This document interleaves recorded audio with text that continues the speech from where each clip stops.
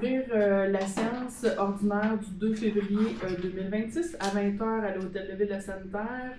À l'ordre du jour, au point 1, présence, les présences étaient prises, tout le monde est là. Au point 2, adoption de l'ordre du jour et sujets ajoutés s'il y a lieu. Il va y avoir un sujet ajouté. Au point 9.1, autorisation de dépenses, gestion des ressources humaines.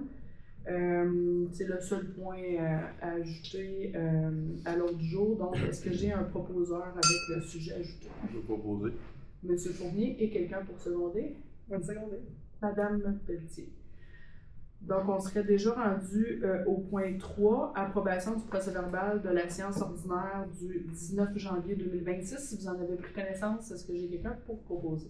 Je propose. Madame Garneau et quelqu'un pour seconder? Ah, Monsieur Paquet. On a également au point 4, approbation du procès-verbal de la séance extraordinaire du 19 janvier 2026. C'était pour le budget, dans le fond, spécifique là, pour la séance extraordinaire. Est-ce que j'ai un proposeur pour Mme Perry et quelqu'un pour seconder? Je vais seconder. Merci, M. Il Fournier. Fournier. À travers un gros bâillement. Point 5, demande de la salle. Est-ce que c'est une demande en lien avec les points à l'ordre du jour ou ça va être plus question à la fin? Ça va être question à la fin. OK, parfait. Merci. Point 6, administration et ressources humaines. 6.1, approbation de la liste des comptes à payer. Monsieur Fournier. Je propose que la Ville de Sainte-Terre approuve la liste des comptes à payer préalablement vérifiée par le conseiller, M. Raymond Matt, au montant de 119 150 et 32 au Fonds de l'État des activités financières. Merci, c'est secondé par Je seconde. Monsieur Paquin. 6.2, adoption du règlement numéro 2026-754 concernant les divers taux de la taxe foncière et la tarification de certains services municipaux pour l'année 2026. Madame Pelletier. Que la Ville de Sainte-Terre adopte le règlement numéro 2026-754 concernant les divers taux de la taxation foncière et la tarification de certains services municipaux pour l'année 2026. Les conditions énumérées à l'article 356 de la loi sur les cités et villes ayant été respectées. Ce règlement n'a pas fait l'objet de changement depuis le dépôt du projet. Merci, c'est secondé par Je seconde. Madame Garneau.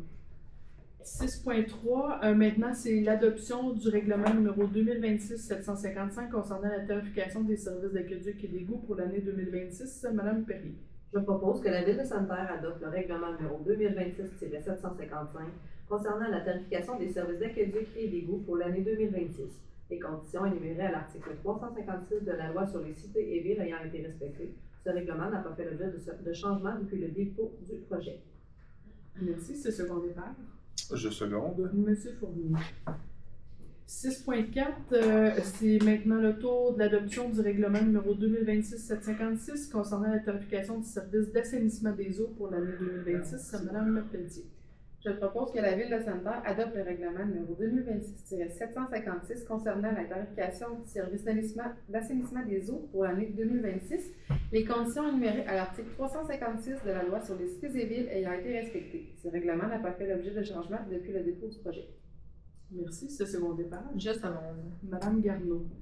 6.5, embauche d'une préposée des services généraux. Madame Garneau. Je propose que la Ville de Sainte-Terre embauche Mme Anne-Josiane Magnier à titre de préposée des services généraux aux conditions suivantes. Il s'agit d'un emploi de catégorie col blanc à temps partiel à 8 heures par semaine. Le début de l'emploi a été le 19 janvier 2026. L'échelon salarial numéro 1 est applicable conformément à la Convention de travail des employés administratifs.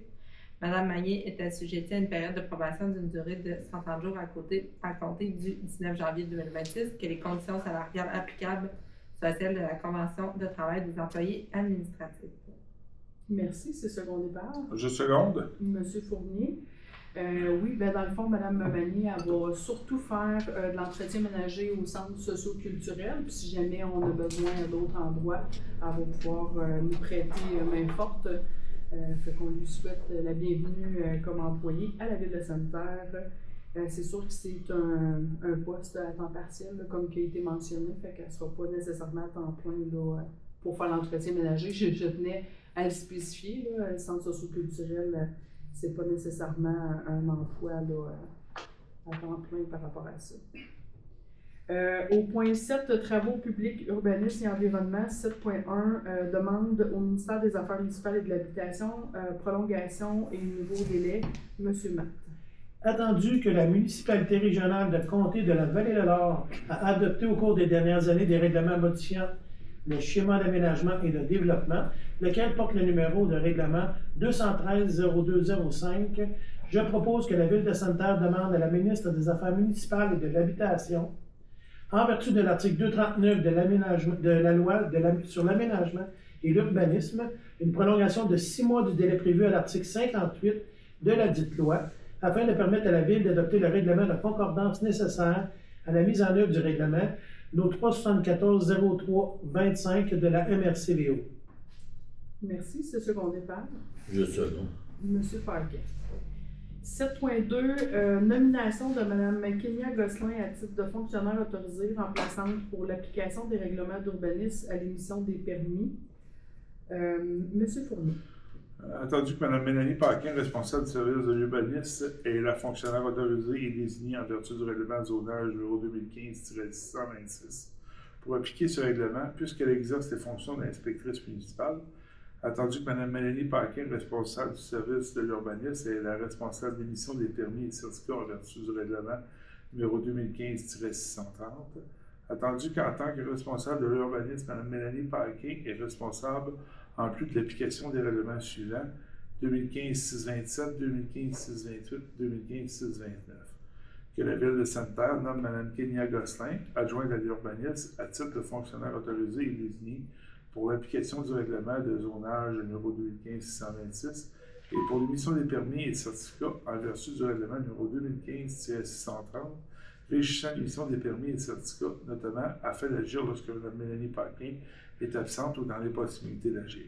Qu'en conséquence, Mme Kenya Gosselin soit chargée de l'application des règlements d'urbanisme suivants avec tous les devoirs et attributions qui lui sont conférés par ceux-ci, y compris l'émission de permis et de certificats, ainsi que l'émission de constat d'infraction, numéro 2015-626 concernant le zonage, 2015-627 concernant le lotissement, 2015-628 concernant la construction, 2015-629 régissant la condition d'émission de permis de construction, numéro 2015-630 régissant l'émission des permis et certificats.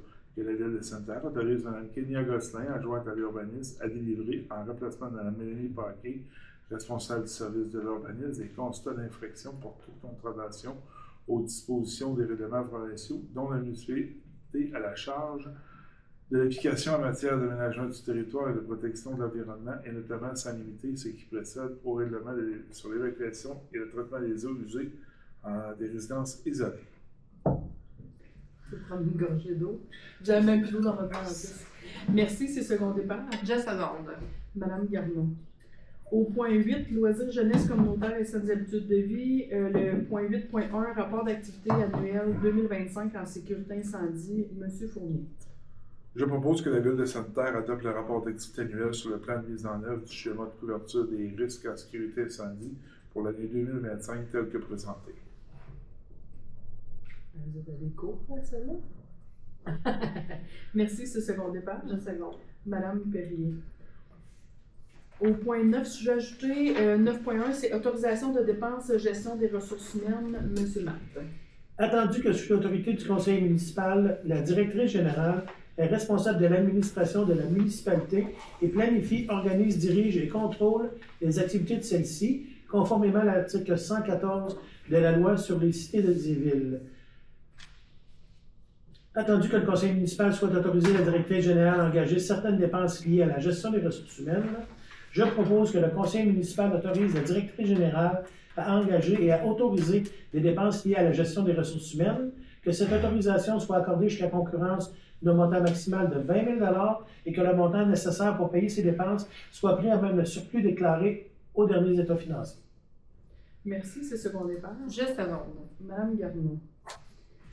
Fait que c'est ce qui fait le tour de l'ordre du jour. On est rendu maintenant au point 10, période de questions. Fait qu'on est tout à vous, Monsieur Talbot. Moi, je voudrais savoir qui a pris la décision de ne pas ouvrir les ruelles l'hiver.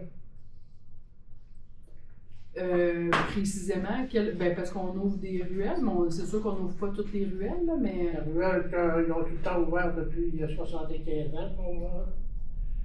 À partir de la 6e avenue, jusqu'à la maison. Vous parlez en arrière de chez vous, la 6e rue Ouest? Oui, entre la 10e et la 11e. Mon Dieu, c'est la première année qu'elle n'est pas ouverte. Ouais. C'est la première année qu'elle n'est pas ouverte. C'est pas la première, il a tout le temps été ouvert. Ouais. Mais elle n'est pas ouverte du tout, jamais?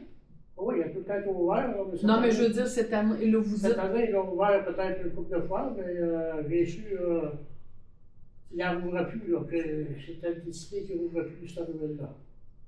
OK. Ben, il va falloir valider, honnêtement, parce que l'information n'est pas venue à nos oreilles, là. Parce que le propriétaire s'est informé, puis moi j'ai appelé ici pour la ville pour ça, puis même monsieur, j'ai plus son nom, là. Au niveau des travaux publics, ou? Oui, Monsieur Marcotte? Monsieur... Marcotte, oui, je l'ai appelé, puis justement il m'a dit ça qu'il ne voudrait plus ça, cette ruelle-là. Il m'a demandé pourquoi, puis. Ah, ben bon. Parce que moi, j'ai pas d'autre moyen pour rentrer chez nous, puis les locataires aussi. Mhm. On est 3 locataires, là, quand on rentre par en arrière, il n'y a pas d'entrée en avant. On ne peut pas rentrer par en avant, il faut rentrer par la ruelle. Fait que si on n'ouvre pas ça, là. Puis est-ce que c'est toute la ruelle ou c'est juste le ourlet sur le bord de la rue qui est ouvert? Hein?